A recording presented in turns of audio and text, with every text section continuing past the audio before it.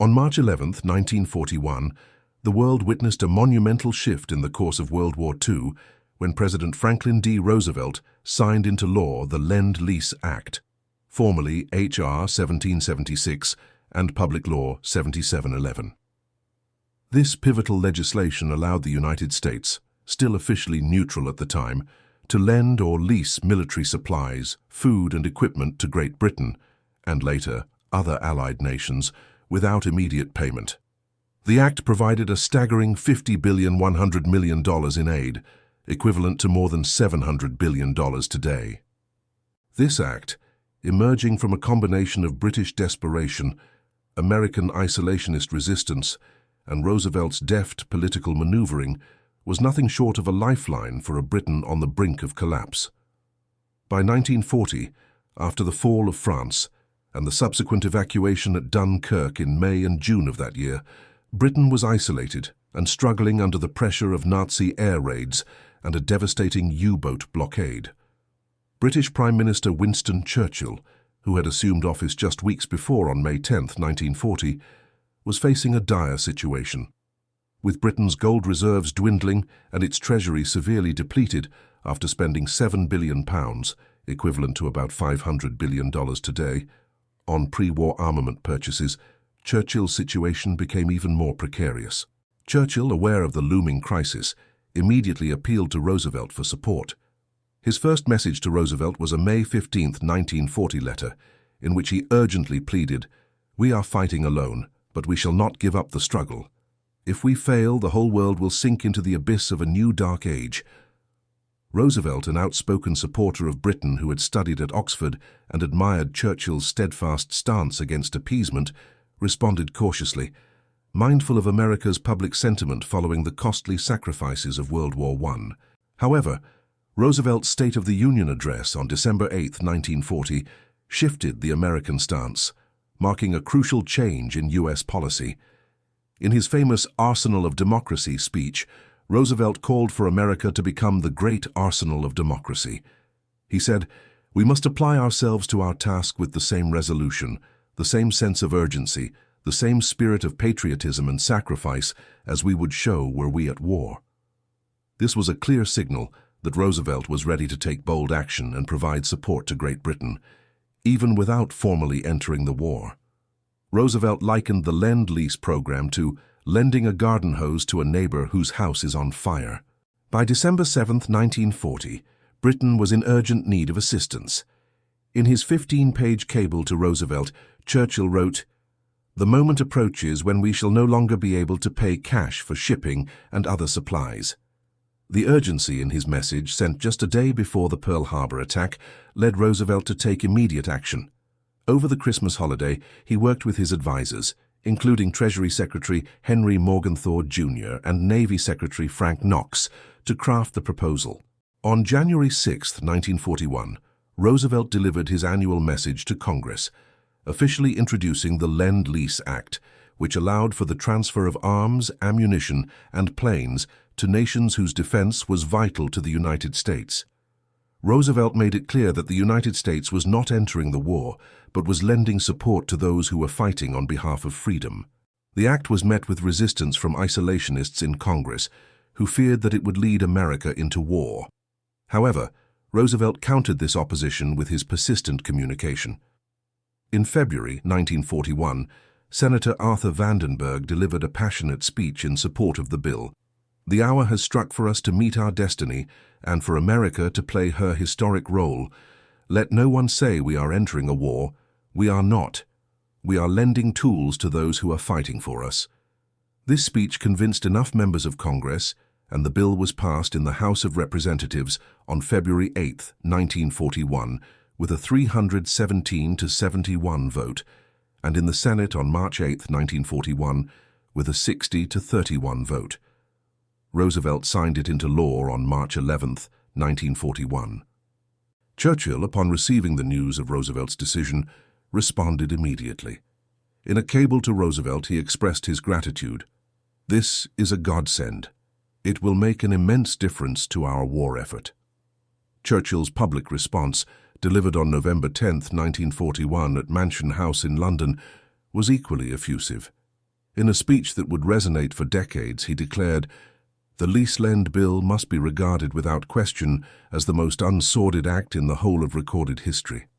This statement, delivered with Churchill's trademark rhetorical flair, was met with thunderous applause from dignitaries and war leaders in attendance. In his speech, Churchill continued, "It is the most unselfish and unsordid financial act of any country towards others in all the annals of the world. There is no precedent for it, and it is the only thing like it which has ever been done before." Churchill contrasted the Lend-Lease Act with Axis aggression, declaring, "We shall not fail or falter, we shall not weaken or tire. Neither the sudden shock of battle nor the long-drawn trials of vigilance and exertion will wear us down." Privately, Churchill's relief was tempered by a recognition of the urgency of the situation. In a cable sent to Roosevelt after the bill's signing, he acknowledged that while the Lend-Lease Act was a godsend, it was not a cure-all. "Give us the tools, and we will finish the job," he implored. With the passage of the Lend-Lease Act, the American military and industrial machinery went into full gear. On March 27, 1941, Roosevelt approved the first $7 billion for Britain's war effort. By Pearl Harbor's attack on December 7, 1941, shipments had already begun to cross the Atlantic, with 1,000 aircraft and 500 tanks being delivered to Britain, staving off imminent collapse. In the months following, the Lend-Lease Act became the cornerstone of US support to the Allies. It supplied Great Britain with critical war materials, from aircraft to tanks to food supplies, which helped enable crucial victories, including El Alamein in 1942. Churchill later wrote in his memoirs that Lend-Lease was a decisive event, without which the war would have been lost. The enduring legacy of the Lend-Lease Act was immense. Not only did it alter the trajectory of the war, but it also set the stage for America's post-war dominance. The act provided the resources that fueled American factories and the Allied war effort, employing millions of Americans in defense production. Meanwhile, Britain was able to sustain itself through the darkest days of the war. The Lend-Lease Act was not without its controversies, but its impact cannot be overstated. It was a monument of generous and far-reaching statesmanship, as Churchill would later say, and it represented an unprecedented act of international solidarity. For Britain, it was a lifeline. For Roosevelt, it was a way to help win the war without directly entering it. And for the world, it marked a turning point that would shape the course of history for generations to come. Let us remember that without this act, historians argue, Britain might have been forced to negotiate peace with Hitler, which could have altered the war's outcome and the fate of the world. The Lend-Lease Act, a high-wire act of diplomacy, generosity and pragmatism, was, as Churchill put it, the most unsordid act in history, an act that helped secure the defeat of tyranny and the victory of freedom. When the Lend-Lease Act was signed into law by President Franklin D. Roosevelt on March 11, 1941, it became a game-changer for Great Britain and the course of World War II. This act, totaling a staggering $31.4 billion in aid between 1941 and 1945, equivalent to $582 billion today, provided a multifaceted lifeline for Britain. It was not just about military hardware. It included industrial materials, foodstuffs, and logistical support. This aid transformed Britain's capacity to wage war, taking the country from near collapse to a force able to mount an offensive resurgence. Edward Stettinius Jr., head of the U.S. Office of Lend-Lease Administration, oversaw the program, which operated through more than 100 contracts. These contracts were carefully crafted to maximize battlefield utility and minimize waste.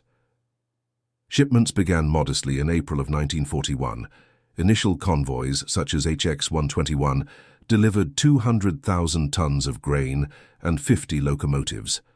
However, after the attack on Pearl Harbor in December of 1941, the scale of this aid increased exponentially, peaking at 4.5 million tons annually by 1943, all ferried across the Atlantic by more than 2,000 Liberty and Victory ships built under the program's stimulus.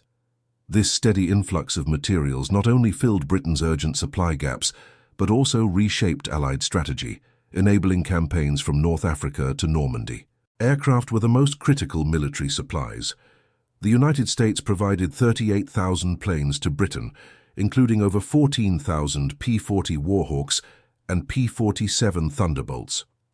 These aircraft equipped 60% of the Royal Air Force squadrons by 1943, helping to sustain Britain after the Battle of Britain and the Siege of Malta. With their 50 caliber guns and speeds of over 300 miles per hour, these planes played a key role in the Mediterranean, where the Royal Air Force's Hurricanes, powered by Lend-Lease Merlin engines, downed more than 1,000 Axis aircraft in 1942 alone. Tanks were another vital element. The United States supplied 12,000 M4 Shermans and 7,000 M3 Grants, which accounted for 70% of General Montgomery's 8th Army at the pivotal Battle of El Alamein in October and November of 1942. With their superior US 75mm guns, these tanks were able to outrange the German Panzer Hifis, inflicting 30,000 German casualties and capturing 500 enemy tanks, halting General Rommel's advance. Ordnance was just as important. 2,200,000 tons of explosives, including 1.5 million shells, were shipped to Britain, providing critical support during the Normandy breakout in 1944. Lend-Lease 105mm howitzers accounted for 40% of the artillery used in Operation Goodwood, helping the Allies break through German defenses. The Lend-Lease Act also rejuvenated Britain's industrial capacity, which had been devastated by the Blitz. Britain had lost 43,000 civilians and 1.5 million homes to German bombings. Industrial raw materials worth $10.6 billion were vital for keeping Britain's factories running. For example, aluminum shipments totaling 1,500,000 tons enabled the production of over 10,000 Spitfires and Lancasters, two of Britain's most iconic aircraft. Steel shipments amounting to 3 million tons were used to rebuild shipyards, allowing the construction of 1,200 corvettes. These ships escorted 90% of convoys safely across the Atlantic after 1943. Fuel oil, delivered at a rate of 6 million tons annually, powered the Royal Air Force's 100,000 sorties over Europe in 1944, with high-octane aviation gasoline from Texas refineries boosting engine performance by 20%. Extending the range of aircraft involved in dambusters raids. These materials had an immediate impact, helping to mitigate the U-boat threat that had dominated the early years of the war. By 1943, merchant losses had decreased from 4,300,000 tons in 1942 to 1,200,000 tons, averting a projected 2 million ton shortfall that would have resulted in forced rationing. In addition to military and industrial aid, the Lend-Lease Act included significant humanitarian assistance. Worth $4.5 billion, food and medical supplies helped sustain civilian morale amid severe rationing. For example, canned Spam, 380,000 tons, powdered eggs, 200,000 tons, and wheat, 2 million tons, fed 47 million Britons, preventing the scurvy outbreaks that had plagued earlier blockades. Medical supplies, 1 million tons of penicillin precursors and sulfur drugs, played a crucial role in saving lives. These supplies reduced infection-related deaths by 50% in North Africa and helped heal injured soldiers more efficiently. Locomotives and rolling stock, such as 2,000 locomotives and 100,000 rail cars, restored rail networks that had been bombed and damaged during 1940 to 1941. The strategic effects of Lend-Lease were felt across the globe. In Operation Torch in November of 1942, US-built landing craft ferried 107,000 troops to Morocco and Algeria, encircling Axis forces and shortening the war by 6 months, according to Rand Corporation analysis. For D-Day, Mulberry Harbors, prefabricated from US steel, and Pluto pipelines, carrying 1 million barrels of fuel through underwater channels, supported 2 million troops, enabling the successful landing on the Normandy beaches. US trucks, 400,000 vehicles, part of the Red Ball Express, kept the troops moving across Europe, sustaining the push toward the Rhine. This massive logistics operation was crucial in securing the Allies' victory. While the Lend-Lease program was a lifeline, its delivery was not without challenges. U-boats sank 200 Lend-Lease vessels in 1942, delaying crucial operations like Operation Torch. Bureaucratic snags and disputes over resource priorities also caused frustration for officials like Stettinius. However, by the time victory in Europe VE Day arrived in 1945, the program had dramatically amplified Britain's fighting power. Lend-Lease was a catalyst in Britain's ultimate success in the war, multiplying the country's military capacity fivefold and playing a key role in the 1945 Rhine crossing, which sealed Hitler's fate. In the end, Lend-Lease was not merely a program of aid. It was the sinew binding the United States and Great Britain together, forging victory from vulnerability. Roosevelt's diplomatic genius, Churchill's resilience, and the collective resolve of both nations transformed the tide of war, forever changing the course of history.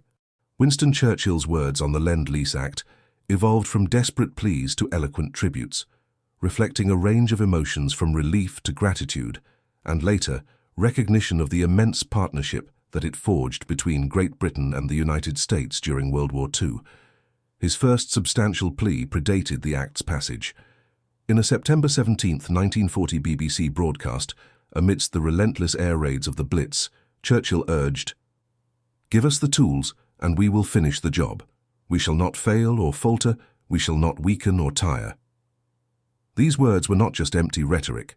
With Britain's resources rapidly dwindling, Churchill's call was a desperate appeal, amplified by Roosevelt's team in congressional lobbying.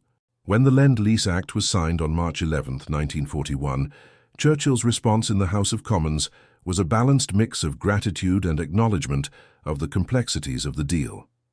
He stated, "This is a monument of generous and far-reaching statesmanship.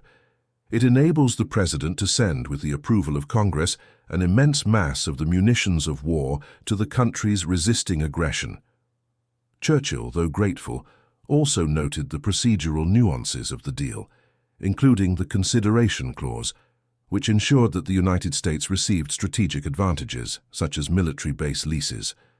The pinnacle of Churchill's public expressions of thanks arrived on November 10, 1941, during his famous Mansion House speech. With a cigar in hand and a crowd of over 500 luminaries before him, Churchill exulted, "The Lease-Lend Bill must be regarded without question as the most unsordid act in the whole of recorded history. It is the most unselfish and unsordid financial act of any country towards others in all the annals of the world." He repeated the word unsordid 3 times for emphasis, using it to encapsulate both the enormity and the purity of the gesture. While this echoed Roosevelt's earlier characterization of the act, Churchill took it a step further, making it unprecedented, and left out precedents such as France's 1917 loans to the United States. In his speech, Churchill did more than thank the United States. He wove the aid into a larger narrative of kinship and mutual support. When the clouds of war have passed, the story of how the Americans came to the help of their British kinsmen will be read with wonder and with gratitude. As U-boat alarms echoed through the city, the speech reached listeners who were sheltering in underground tubes. The next day, the Times ran the story, calling it Churchill's Thanksgiving and marking the deepening bond between the two nations. Churchill's gratitude continued as aid flowed steadily from the United States. In a March 27, 1941 cable to Roosevelt, he expressed, "I cannot thank you too much for all you have done. This is a godsend to us." By August 24, 1941, as Britain continued to receive the much-needed aid, he stated in a BBC address, "The United States has extended to us the hand of fellowship. It is the most unsordid act in the history of any nation." After the attack on Pearl Harbor, during his December 1941 visit to Washington, he raised a toast to Roosevelt saying, "This is not the end. It is not even the beginning of the end, but it is perhaps the end of the beginning." His tribute to Roosevelt in 1945, following the president's death, was similarly poetic. He devised Lend-Lease, which will stand forth as the most unselfish and unsordid financial act of any country in all history. However, while Churchill's public utterances were laden with gratitude and admiration, privately, he sometimes expressed frustration. In a May 1941 letter to Anthony Eden, Churchill wrote, "The Americans are magnificent, but they are slow." In his post-war reflections in his monumental work, The Second World War, 1950, he described the act as a decisive event, without which the war would have been lost. These private admissions, contrasting with his public speeches, shed light on the complexities of the partnership between the two nations. President Roosevelt, on the other hand, framed the Lend-Lease program as an act of enlightened self-interest. His quotes emphasized the practical, strategic utility of aiding Britain. In his January 6, 1941 message, Roosevelt urged, "The time has come for us to discard the notion that we can have peace if we do not prepare for war." During March 1941 press conferences, he clarified, "This is not a war measure. It is a measure for peace, because by helping to defend Britain, we are helping to defend America." Roosevelt's March 15th address to Congress added, "We shall have to make sacrifices, every one of us. The final extent of those sacrifices will depend on the speed with which we act now." Roosevelt's fireside chats broadcast to the American public further amplified this sentiment. In his December 29, 1940 chat, he compared the Lend-Lease aid to a garden hose to a next-door neighbor whose house is on fire, a metaphor designed to help Americans understand the urgency of supporting Britain. Privately, Roosevelt was equally clear about his views on Britain's strategic decline. In a March 1941 memo to Harry Hopkins, Roosevelt noted, "England's empire is crumbling. We must fill the vacuum." This memo highlighted the emerging dynamics of a post-war world, one in which the United States would play a central role in shaping global affairs. The legacy of Lend-Lease is multifaceted. On one hand, Churchill's speeches romanticized the alliance, portraying the United States as a noble partner, selflessly helping Britain. On the other hand, the reality of Lend-Lease was more complicated. As Warren Kimball notes, Lend-Lease mortgaged Britain's future, and the debts from the program were not fully repaid until 2006, with a final payment of $83,250,000. Misattributions also plagued the legacy of Lend-Lease.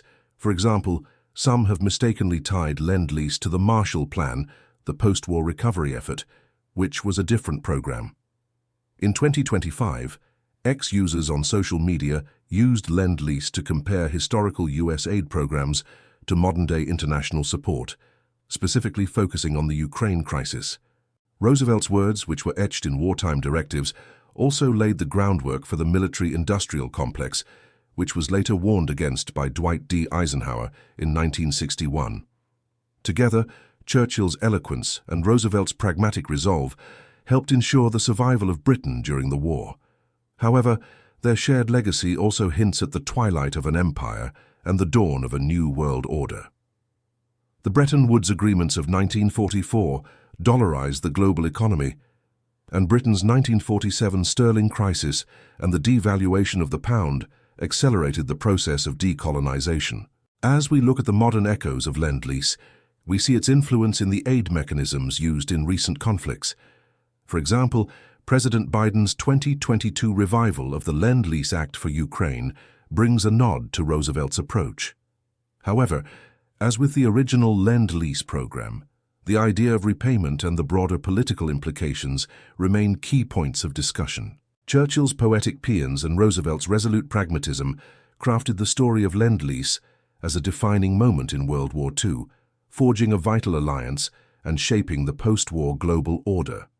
Their rhetoric of deliverance, while harmonious in purpose, now resonates with dissonant echoes in hindsight, reflecting the complicated legacies of aid, empire, and the changing world order.